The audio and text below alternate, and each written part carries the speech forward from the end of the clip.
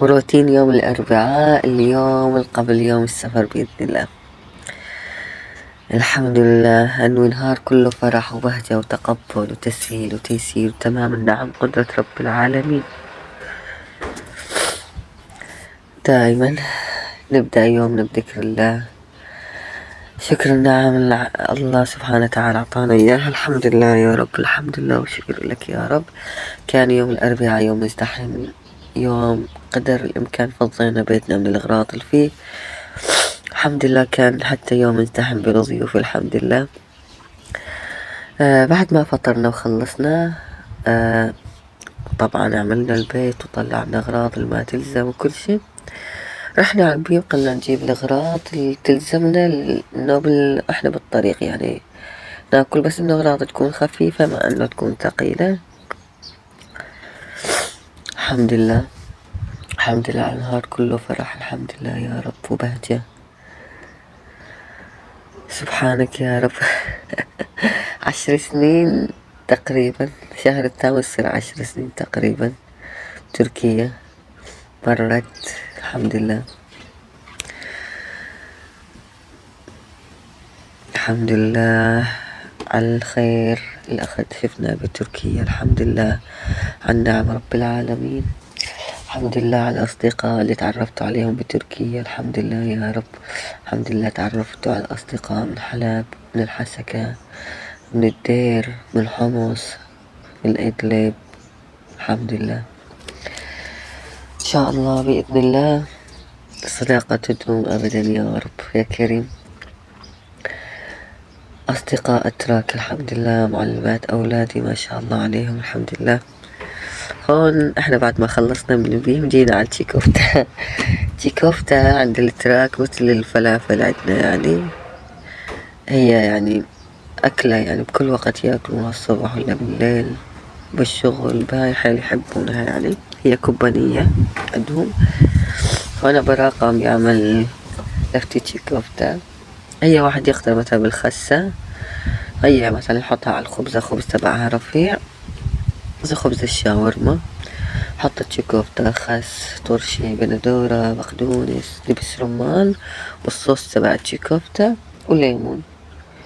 في ناس يعني حسب الإضافات، في ناس مثلا ما يضيفون بندورة، في ناس ما يضيفون ترشي، يعني هي طيبة للأمانة. طيب احنا نحبها بس زوجي ما يحبها.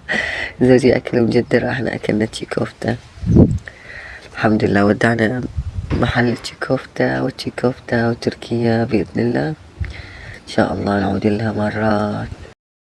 الحمد لله هذا اليوم كان عن جد مزدحم يعني. احنا ناكل عن جد. اجانا اصدقاء زوجي الحمد لله سلوا علينا، اجونا اصدقاء الحمد لله. الحمد لله يعني من 11:30 يمكن 12 تقريبا الحمد لله.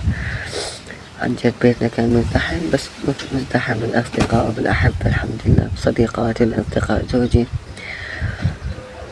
الحمد لله على نعم رب العالمين. الحمد لله على بيتنا، الحمد لله على المنطقة اللي احنا بيها. الحمد لله منطقتنا خضرة حلوة جبلية يعني، بين الجبل وبين البحر صيرة يعني حلوة.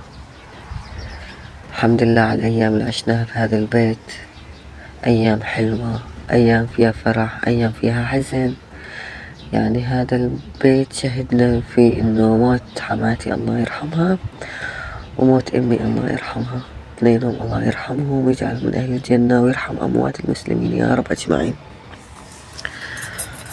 شفت بهذا البيت رغد وأنس الحمد لله، الله رزقني إياهم الحمد لله. مشاعر مشاعر مختلطة، مشاعر اشتياق يعني، مشاعر فرح، بهجة،